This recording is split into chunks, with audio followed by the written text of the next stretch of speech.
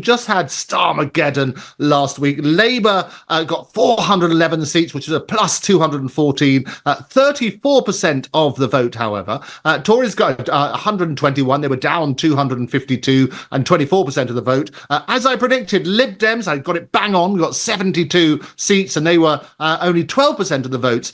But bizarrely, Reform, who did incredibly well, they got 14% of the votes. That's more than Lib Dems, but only ended up with 5% of the votes. Let me just get your take on that, George. What do you think? Is that fair for democracy?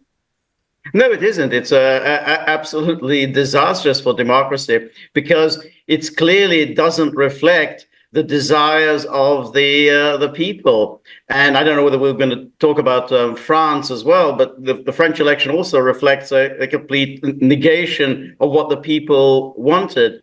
But here in Britain, I mean, Labour received fewer votes than it received in 2019, which was supposedly such a disastrous outcome that it led to the resignation of Jeremy Corbyn.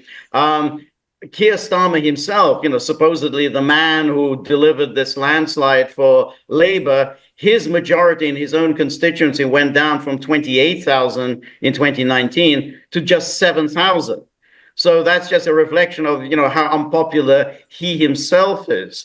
And therefore, there's absolutely no correlation between the percentage of the vote, and the number of votes that you received, and your number of representatives. So it's just so bizarre that the media are spinning the story of this huge historic landslide for Labour, when it's clear that Labour actually did very poorly. And incidentally, it also significantly underperformed according to what the opinion poll said, which is itself is an interesting story. Remember, the polls were suggesting Labour, a share of the vote would be around 44%. In fact, it was, as you said, 34%.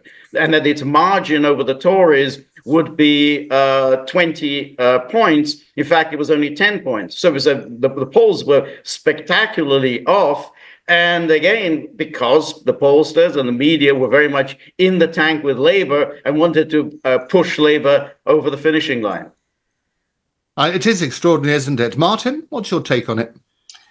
Yeah, it's an outdated, draconian voting system, isn't it? I mean, I think I read somewhere that there's only one other country in the world, Belarus, which has the same system of first past the post. It doesn't give any possibility, or at least it restricts quite dramatically the possibility of smaller players coming in. And as Nigel Farage quite correctly said, if there'd been a proportional representation system in Britain, he would have got something like about 95 to 100 seats. So it's not at all fair. Like so many things in Britain, nobody wants to overhaul it. People tend to stay with what they know. But I think George is absolutely right. I mean, a lot of people didn't vote. I think, correct me if I'm wrong, but in Australia, you're legally bound to vote. If not, I think so.